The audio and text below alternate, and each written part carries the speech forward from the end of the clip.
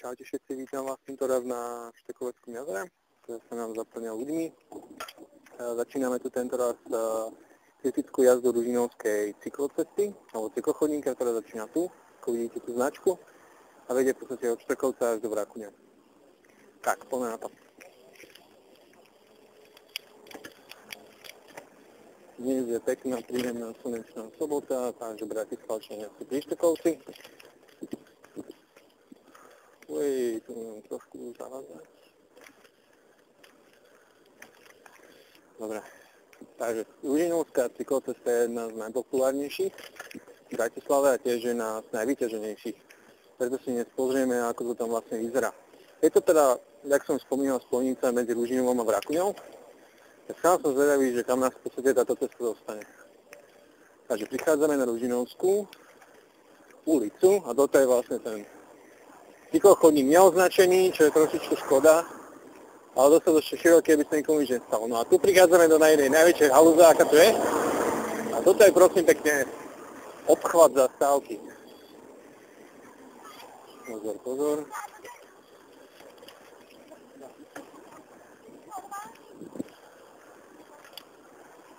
No dobre. No je to jedna z zaujímavých vecí v rámci aj v rámci Bratislavy, aj v rámci okolitých krajín, že jednoducho máte vidieť tú strašnú snahu oddeliť cyklistov od chodcov a ostatných účastníkov na chodníku tým, že sa postaví vlastne niečo ako taký obchvat okolo celej zastávky a vôbec sa tak nemusíte zrážať s ľuďmi, čo stoja na zastávke. To je akože úplne ten najistám. No a teraz vlastne uvidíme druhý raz, to isté. A sa blížime do zastávke a nás teraz cyklochodník odvedie úplne na kraj. A čo už je podľa mňa čerešička na torte, dokonca tu máte prechody prechodcov cez cyklochodník. Tak to už si dal naozaj niekto poriadne záležať. Výborne, výborne. No, prichádzame k prechodu. Tu by som chcel zvedať, že nás nečaká žiadna značka zosadnite z bicykla. A ako sme boli zvyknutí na Petržalskom korze. No nedávno sme boli na magistráte, keď sa ľudia porozprávať sa o niektorých podchodoch a v Petržalke nejako sme sa dostali aj na tému značky zostaní z bicykla, ktorá je veľmi, veľmi bežná v Bratislave. Bolo nám potvrdené, že to akože musí byť všade, na každých prechodoch, lebo musíme byť bezpeční, a aby sa nikomu nič nestalo a jednoducho, keď je nejaký prechod, musia zostať chodci, musia zostať cyklisti a autá, aby mohli prejsť. V prípade napríklad takého Petržalského korza by to podľa mňa malo byť naopak, prečo by mali na korze určenom pre peších a pre cyklistov zastavať práve tieto dve skupiny pred autami. No je to nás zázemie. No každopádne, vezmeme sa Ružinu.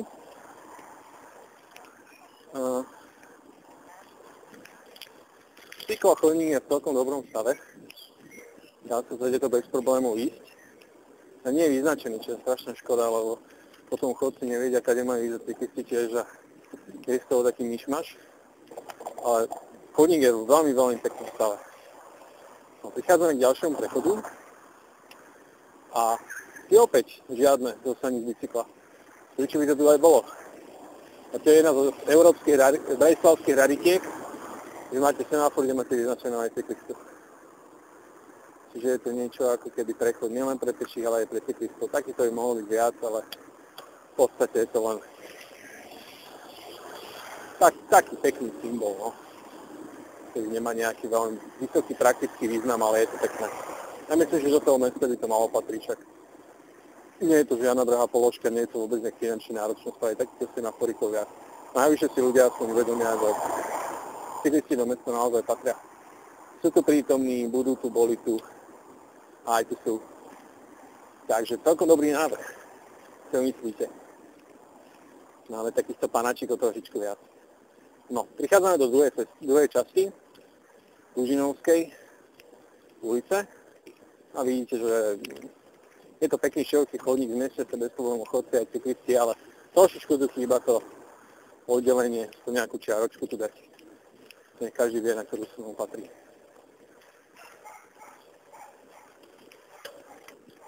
Jo. No, to vám sa namontajú dve slečinky a máte po chlebe. No, opäť žiadne zostaní z bicykla. Absolútne nepotrebná značka, aj v tomto prípade. Keby ste videli, alebo však uvidíte v nejakej ďalšej video jazde kritickej, keď sa pozrieme aj na Peugeotské Corso a uvidíte tú inkriminovanú križovatku, kde je to zostaní z bicykla a je to ešte oveľa menej kolízna situácia, ako sme teraz videli na tých posledných dvoch prípadoch, kde to chýbalo. To isté, neviem, či si pamätáte, ale keď sme robili kritickú jazdu po Bajkalskej, tak tam tiež bola križovatka, kde tie auta išli naozaj veľmi rýchlo a vôbec tam tú značku nebolo treba. Teraz sa števičku musíme vyhýbať týmto jamám, čo tu sú. Čím sa viac blížime k okraju Ružinova, tak tým počet takýchto zúb narastá a to začína trošku pripomínať tú slavnú Dolnozemskú. Ale stále je to oveľa lepšie.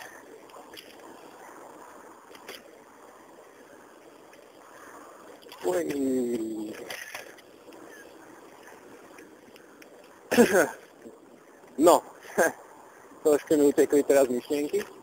No, blížime sa postupne ku koncu, v Žinovskej a dovolím si povedať, že nás čaká nový supermarketík, ich nie je nikdy dosť. A tady to ja vlastne poviem prvýkrát v živote po tejto cyklotrase, kde Ružinovom a v Rakonielom doteraz som jazdil klasicky po ceste, ako jazdia autobusu 78 a podobne, tady rovno a tá cesta je široká, ale predsa len nie je to nič moc jazdí medzi tými autami. Tak som zvedavý, že kam nás sa to oficiálna cyklotrasa dovedie. No, tam už vidím ďalké panačikov, vyhneme sa posledným zúram. No, to je tiež téma sama o sebe. Či začať propagovať nové cyklochodníky alebo opravovať tie existujúce, no. Víš bicykla, no, máme to tu. Schádzame, žiadne auta nám nejdú. Aký je váš názor na riešenie dopravy v našej krajine? Pohoďa. Slovensko nie je len Bratislava. Aha. Som to teraz nevedel. No a pozrieme sa ďalší zostaní z bicykla. To sa nemyslím vážne. Pretože tu mám prečo zostanú z bicykla, prosím pekne. Páni krajský dopravný inšpektorát. Zostanú z bicykla a prejsť sa cez cestu, alebo čo mám robiť? Ale dajme to. Poďme od toho. Ideme ide. No, tak som zosadnutý, prešiel som sem a asi teda napadám, no. Whatever. Tuto by som povedal to staré známe okrílené skutek-utek. No, a pokračujeme ďalej po ceste.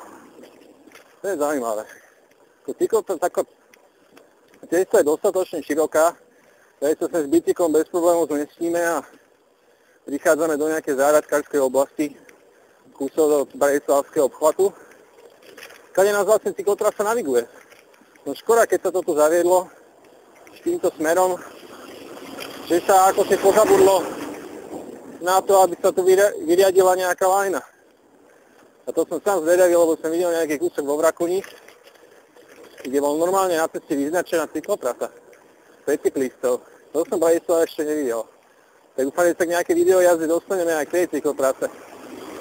To bude taká malá, veľká vec na bratislavské pomery. No, tradičný bordelík. Doľava. Dáme to znovu v jazde. OK.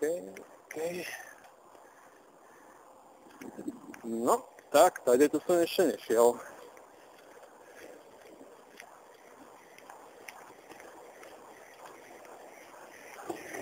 Takže prechádzame pod Bratislavský obchvat.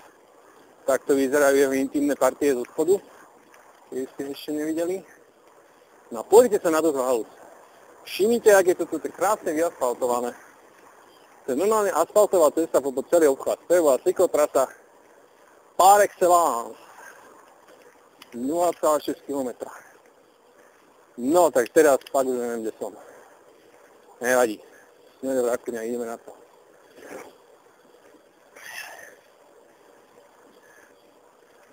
Zatiaľ to vyzerá celkom pekne. Nečakal som, že tá trasa bude ešte takáto príjemne premakaná. Takáto pekná lokalita, lebo tu si musíte uvedomiť, že cyklochodníky celosvetovo nie sú vedené popri hlavných dopravných ťahoch, ale popri bočných uličkách. Nestretávajú sa cyklisti s takým veľkým počtom aut a jednoducho nie je tam taký problém s tou dopravou. A keď si poviete ako nejaké určité koncepcie rozvoja cyklodopravy, ktoré existujú v rámci Bratislavy, tak každá cyklotrasa je vedená popri Trnavskej, však, popri všetkých možných rôznych veľkých cestách, čo nie je vôbec riešením. Vláčiky. Takže tento nápad sa mi veľmi, veľmi pozdáva, pretože keď si vezmete tú cestu, po ktorej chodí auto do Vrakúne, tá sa nachádza naľavo od nás, smerom na letisko, tak tam je to fakt nebezpečné.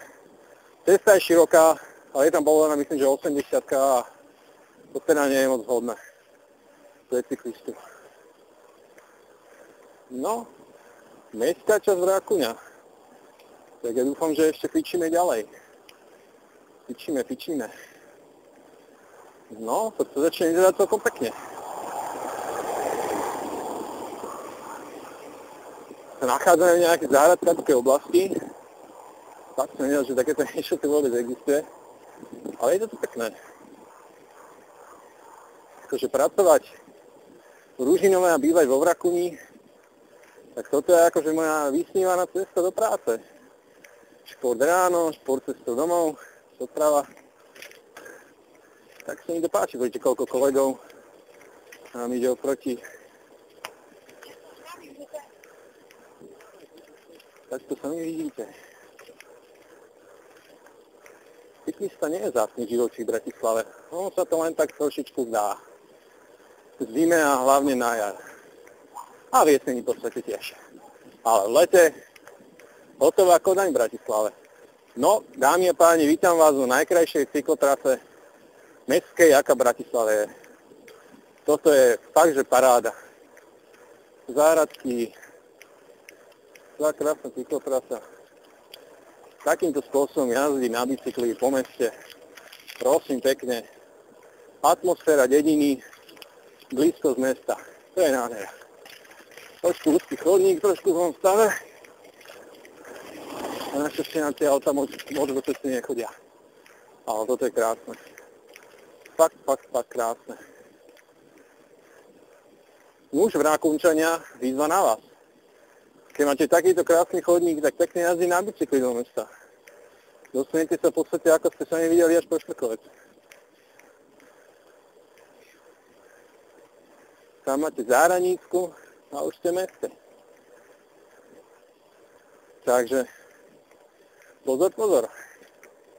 Myslíte na to, že máte najkrajší cyklochodník, aký sme v Bratislave zatiaľ videli. V rámci našich kritických jazd a nemyslím si, že ho niečo prekoná.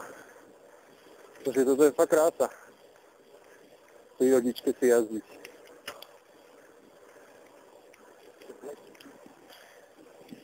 Rakúňa si na týmto párom naozaj krásne získala. Pozrite sa na to. Takto to má byť. A to sme ešte stále v meste. Wow. Aha. Toto je asi Rakúnsky lesopark. To som nevedel, že také niečo existuje. Pekne. Deti sa nám kotia, dospelí sa nám hrajú. To je parádička toto. No,